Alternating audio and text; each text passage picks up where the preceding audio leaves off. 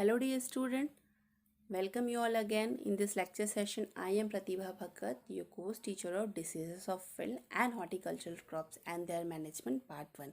In previous class we had discussed about the symptoms of sorghum smuts and today we will discuss about its disease cycle, etiology and management. So last class में हमने क्या देखा था कि sorghum में 4 type के smut होते हैं जो कि आपका green smut, loose smut, head smut and long smut. Next आगे बढ़ने के लिए हम फिर से एक बार सिम्टम्स को रिकॉल कर लेते हैं बहुत ही स्मॉल रूप से, मतलब बहुत ही शॉर्ट फॉर्म में। जैसे कि मैंने पहले बताया था, जो ग्रीन स्मट का जो मेन कैरेक्टरिस्टिक सिम्टम है वो क्या होता है, उसमें इंडिविजुअल ग्रेन स्मट होते हैं, वो सोरस में कन्वर्ट हो जाते हैं और इसमें एक क्रीमी स्किन मेम्ब्रेन कवर्ड रहती है जो पैरिडियम कहलाती है। ये था आपका ग्रेन स्मट। नेक्स्ट है लूज स्मट। लूज स्मट में क्या होता है, लूज स्मट का जो ईयर हेड होता है वह हेल्दी प्लांट से पहले निकल आता है और इवन इनका जो प्लांट का हाइट होता है वह छोटा होता है अदर हेल्दी प्लांट से और इनकी स्टॉक भी थिन होती है। ये था आपका लूज स्मट। नेक्स्ट है आपका हेड स्मट। हेड स्मट में क्या होता है, हेड स्मट में जो पूरा का पूरा इंटायर हेड है, जो ईयर हेड है, वो क्या हो रहा है, पूरा का पूरा एक लार्ज सोरस में कन्वर्ट हो जा रहा है और यह किससे कवर्ड है, एक वाइटिश ग्रे कलर के मेम्ब्रेन से कवर्ड है जो कि बहुत ईजिली ही रप्चर हो जाता है। ये था आपका हेड स्मट। एंड नेक्स्ट है आपका loose smut, long smut. Long smut में क्या होता है, जो आपका सिम्टम्स है उसमें क्या होता है, जो आपके सोरस होते हैं वो लॉन्ग होते हैं और इलोंगेटेड होते हैं और साथ में स्लाइटली कर्व्ड होते हैं और जो पूरा का पूरा जो फ्लावर पार्ट है वो इसमें इन्फेक्ट नहीं होता, केवल एक स्मॉल एरिया प्रपोर्शन ही इन्फेक्ट हो रहा है। आप इमेज में देख सकते हैं, जैसे कि मैंने आपको कल बताया था, देख सकते हैं कि एक स्मॉल एरिया ही इन्फेक्ट हो रहा है। अब हम देखते हैं इटियोलॉजी की तरफ। इटियोलॉजी तीनों का ही सेम होगा, बस इनके जीनस और स्पीसीज में डिफरेंस हो जाएगा। जैसे तो पहले हम इसका टैक्सोनॉमिकल ट्री से स्टार्ट करते हैं। तो मीन्स इसका सिस्टमैटिक पोजीशन से इसका किंगडम है फंजाइम, फाइलम है बेसिडियोमाइकोटा, मैंने कल भी आपको बताया था ये बेसिडियोमाइकोटा ग्रुप से बिलोंग करता है और इसमें टिलियोस्पोर्स बनते हैं। क्लास है इसकी अस्टिलाजिनोमाइसिटीज, ऑर्डर है अस्टिलाजिनेल्स, फैमिली है अस्टिलाजिनेसी, जीनस है स्पोरियम एंड इसकी स्पीसीज है ग्रीन स्मट के लिए सॉर्गी, लूज स्मट के लिए क्रुवेंटा, हेड स्मट के लिए रिलियाना और लॉन्ग स्मट में आ जाता है आपका, फैमिली तक सब सेम रहेगा, जीनस में इसका आ जाएगा आपका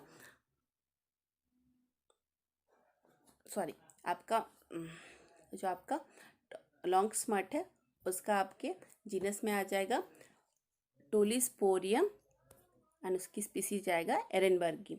अब स्टार्ट करते हैं हम इनके स्ट्रक्चर से। पहला हम स्टार्ट करेंगे ग्रीन स्मट से।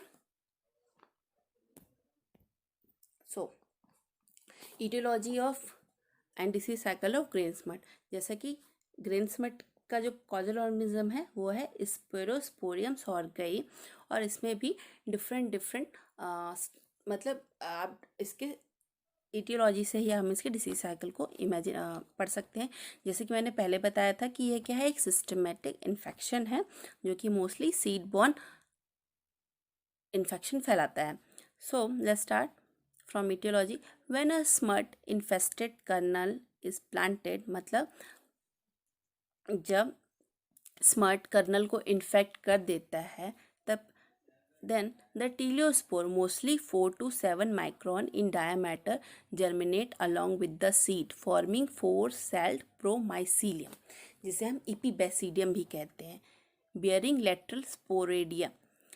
जब कर्नल जो होता है वह स्मट से इन्फेक्टेड हो जाता है तब उसमें टीलियोस्पोर जर्मिनेट होता है। ये जो टीलियोस्पोर होता है इनका साइज होता है 4 to 7 micron in diameter means ये ओवल राउंड शेप के होते हैं।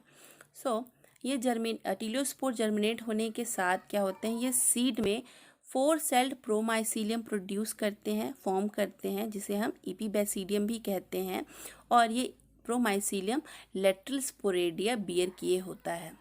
नेक्स्ट है आपका the sporidia germinate the and infect the developing sorghum seedling. ये जो स्पोरेडिया होता है यही जर्मिनेट होता है और सॉर्गम सीडलिंग को इन्फेक्शन स्टार्ट कर देता है।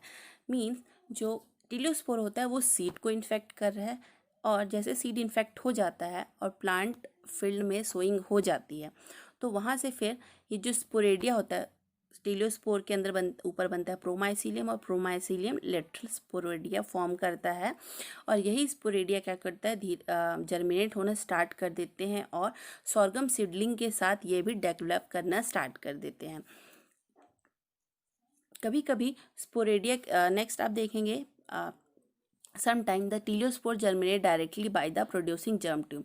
कभी कभी क्या होता है, जो टीलियोस्पोर है वो जरूरी नहीं कि प्रोमाइसीलियम और लेटरल स्पोरेडिया प्रोड्यूस करे, कभी कभी वो डायरेक्ट जर्मिनेट हो जाता है और जर्म ट्यूब प्रोड्यूस करता है, जिससे वो इन्फेक्शन स्टार्ट करता है। सो जब सीडलिंग एक बार इन्फेक्ट हो जाती है, यानी कि जब पैथोजन अंदर अपना सिस्टमेटिकली अपने आप को ग्रो कर लेता है, क्योंकि यह प्लांट के अदर पार्ट्स में सिम्टम शो नहीं कर रहा है, केवल और केवल इसके हेड पे सिम्टम शो कर रहा है। So at that time the teliospore replace kernel and surrounded by a membrane. जैसे कि मैंने आपको सिम्टम्स में बताया था कि जैसे ही जो फंगस है वो क्या होता है, प्लांट के सीडलिंग में ही अंदर इनसाइड सिस्टमेटिकली ग्रो कर लेता है, उसके बाद without damaging any other plant part until heading. Means plant के किसी भी पार्ट को डैमेज नहीं कर रहा है, बस वह कहाँ कर रहा है, हेडिंग स्टेज में कर रहा है। तो जब हेडिंग स्टेज होता है, प्लांट का फॉर्मेशन स्टार्ट हो जाता है, तब टीलियोस्पोर क्या करता है, सीड कर्नल्स की जगह पे रिप्लेस कर देता है, मतलब वहाँ पे अपना फॉर्मेशन स्टार्ट कर देता है, जिससे वहाँ पे ग्रेन्स प्रोड्यूस ना होके वहाँ पे क्या होता है, मास ऑफ टीलियोस्पोर प्रोड्यूस होना स्टार्ट कर देता है, और अपने आप को वह एक मेम्ब्रेन से कवर कर लेता है, जो कि हम अपने सिम्टम्स में पढ़े थे कि एक किसी को क्रीमी स्किन, ग्रीन स्पॉट में जो कलर था वो इस मेम्ब्रेन का था क्रीमी स्किन, तो यह क्या करता है, क्रीमी स्किन कलर के मेम्ब्रेन से यानी कि पैरेडियम से खुद को कवर कर लेता है।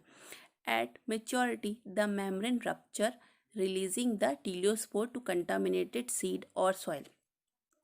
सो प्राइमरी इन्फेक्शन कहाँ था यहाँ आपका, यहाँ पे था कि प्राइमरी इन्फेक्शन कहाँ पे हो रहा है, टीलियोस्पोर के थ्रू हो रहा है, जो कि सीड के थ्रू हो रहा है, यानी कि जो प्राइमरी इन्फेक्शन है वो सीड के थ्रू हो रहा है, सीड के थ्रू हो रहा है, यानी कि यह सीड बॉर्न है बाय टीलियोस्पोर। एंड जो इसका सेकेंडरी इन्फेक्शन हो रहा है वो यहाँ से हो रहा है, इसके मेच्योरिटी के टाइम में। मेच्योरिटी में क्या हो रहा है कि जो मेम्ब्रेन है, जब वो मेम्ब्रेन रप्चर हो जाती है, तो जिसमें जो टीलियोस्पोर होते हैं वो रिलीज हो जाते हैं। इससे क्या होता है, यहीं पे यहाँ पे सेकेंडरी इन्फेक्शन हो रहा है। सेकेंडरी इन्फेक्शन कैसे हो रहा है कि जैसे ये रप्चर होंगे तो वो ये आसपास के हो सकता है, वहाँ हेल्दी प्लांट हो, हेल्दी प्लांट, और उसी प्लांट के जो अगर उसमें ग्रेन निकला हुआ हो तो वो उसी प्लांट के सीड्स में के सरफेस पे जाके को कंटामिनेट कर देंगे, और आसपास के हेल्दी प्लांट के सीड्स को भी कंटामिनेट कर देंगे बाय एयर के थ्रू, यानी कि यहाँ पे सेकेंडरी जो स्प्रेड हो रहा है वो एयर के थ्रू हो रहा है, और मैच्योरिटी के टाइम पे मेम्ब्रेन के रप्चर होने से हो रहा है, जिसमें स्पोर्स रिलीज हो रहे हैं, और साथ ही साथ ये स्पोर हेल्दी प्लांट्स को के सीड्स को इन्फेक्ट करने के साथ ही साथ सॉइल को भी इन्फेक्ट कर देंगे। तो ये सॉइल में जाके, क्योंकि ये सॉइल में अगर गिरते हैं तो ये सॉइल को भी इन्फेक्ट कर देंगे। लेकिन जो सॉइल बॉर्न टीलियोस्पोर है उनको इम्पॉर्टेंस इन्फेक्टिंग सीडलिंग मटेरियल में कंसिडर नहीं किया गया, क्योंकि बहुत ही रेयर केस है जहाँ पे सॉइल के थ्रू डिसीज फील्ड में इन्फेक्ट करे। सो जो ये इंसिडेंस है वो स्मट डिक्रीज होता है जब सीड क्या होता है, वार्मर कंडीशन में प्लांटेड किया जाता है। अगर हम सीड को यानी कि हम कल्टीवेशन किसी वार्म प्लेस में करते हैं या वॉट सॉइल में करते हैं जहाँ का टेम्परेचर 60 to 90 फ़ारेनहाइट और 15 to 30 डिग्री सेल्सियस होता है, वहाँ पे स्मट का जो इंसिडेंस है वो डिक्रीज हो जाता है, तो यह उसके लिए अनफेवरेबल कंडीशन है। अभी हमने देखा etiology and disease cycle of grain smut, next हम देखेंगे loose smut, sorry head smut. तो हेड स्मट में क्या होता है, जो सॉर्गम सीड्स हैं उनको भी जब हम प्लांटेड करते हैं स्प्रिंग्स में, तो जो स्मट के स्पोर्स होते हैं वो जो उनका साइज़ है 9 to 14 माइक्रोन्स इन डायमीटर, वो क्या करते हैं, वो सॉइल में ऑलरेडी जर्मिनेट हो जाते हैं सीड के साथ। यानी कि अगर हम ऐसे इन्फेक्टेड सीड को, सॉर्गम सीड को जब फील्ड में प्लांटेड करेंगे तो वो सॉइल में जर्मिनेट करने के साथ साथ सीड में भी जर्मिनेशन कर लेंगे। और अगर सॉइल इन्फेक्टेड है तो वो सॉइल में भी इन्फेक्शन कर लेंगे, यानी कि जर्मिनेट हो जाएंगे। और सीड में है तो भी अगर सीड बॉर्न है तो वो सीड, मोस्टली यह भी सीड बॉर्न है। अगर सीड बॉर्न से हो रहा है तो उसमें ऑलरेडी टीलियोस्पोर सीड में प्रेजेंट है। लेकिन अगर बाई चांस अगर सीड में प्रेजेंट नहीं है और सॉइल में टीलियोस्पोर प्रेजेंट है तो सॉइल में जर्मिनेट करके सीड को इन्फेक्ट करेंगे और 4 सेल्ड और ब्रांच प्रोमाइसिलियम जर्मिनेट करेंगे, जो कि स्पोरेडिया बियर किए होगा terminally and near the septa. यानी कि जो प्रोमाइसिलियम है वो तो स्पोरेडिया टर्मिनली बियर किया ही हुआ है, साथ ही साथ वो क्या है, सेप्टा के पास में जर्मिनेट हो रहा है और ब्रांच्ड हो रहा है। जो स्पोरेडिया होता है वह ईस्ट लाइक सेकेंडरी स्पोरेडिया भी प्रोड्यूस कर सकता है और साथ ही साथ may germinate to form a germ tube that penetrate meristematic tissue in the sorghum seedling. ये जो स्पोरेडिया है या तो वो ईस्ट लाइक सेकेंडरी स्पोरेडिया प्रोड्यूस करेगा या फिर क्या करेगा, यह जर्म ट्यूब प्रोड्यूस करेगा जो कि डायरेक्ट मेरिस्टेमेटिक टिश्यू को पेनिट्रेट करेंगे। प्लांट में जो मेरिस्टेमेटिक टिश्यू होता है वो मोस्टली हम क्या करते हैं, कल्चर के लिए यूज़ करते हैं क्योंकि वो डिसीज़ फ्री होता है। लेकिन ये सिस्टमेटिक है तो ये बहुत ही ईजिली मेरिस्टेमेटिक टिश्यू को भी इन्फेक्ट कर सकता है, पेनिट्रेट कर सकता है। तो या तो यह जर्म ट्यूब बनाएगा और पेनिट्रेट करेगा मेरिस्टेमेटिक टिश्यू को, या फिर सेकेंडरी स्पोरेडिया प्रोड्यूस करेगा। किसमें, सॉर्गम सीडलिंग में। So germination is highest in moist soil where the temperature is 81 to 88 Fahrenheit. Germination in spores का जर्मिनेशन मॉइस्ट सॉइल में ज़्यादा होगा जहाँ पे टेम्परेचर 20 से 31 डिग्री सेल्सियस के बीच में होगा। Like the kernel smut, head smut is not evident until heading time.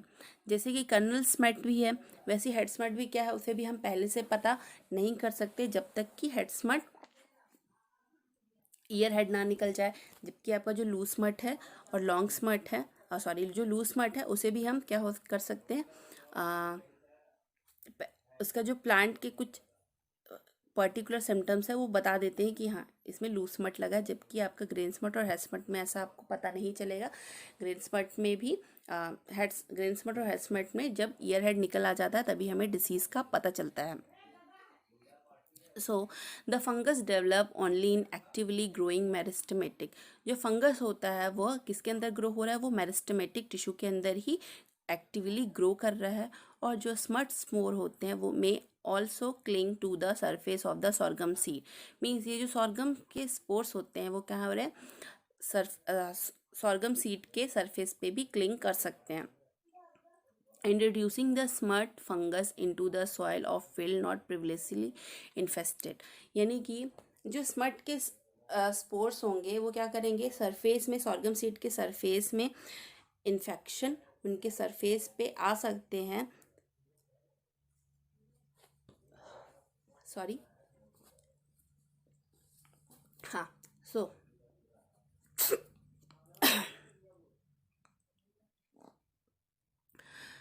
हम बात कर रहे थे कि जो स्मट के स्पोर्स होते हैं हेड स्मट के, वो क्या कर रहे हैं, एक तो मेरिस्टेमेटिक टिश्यू में एक्टिवली ग्रो कर रहे हैं और साथ ही साथ यह इसके सॉर्गम सीड के सरफेस पे क्या कर सकते हैं, क्लिंग कर सकते हैं। क्योंकि यह जो स्मट्स फंगस हैं वो अपने आप को सॉइल में अगर प्रीवियसली इन्फेक्टेड नहीं है तो भी यह अगर एक बार रप्चर हो जाए तो वो क्या होंगे, वो ईजिली सीड में हेल्दी सीड को भी इन्फेक्ट कर सकते हैं। यह जो लेकिन इस डिसीज़ सॉइल बॉर्न से भी, यह डिसीज़ भी सॉइल जो लूज स्मट का जो इटियोलॉजी डिसीज साइकिल है वो इस टाइप से है। Telios at the time of harvesting और हार्वेस्टिंग के पहले डार्क ब्राउन से ब्लैक कलर के टीलियोस्पोर जैसे ही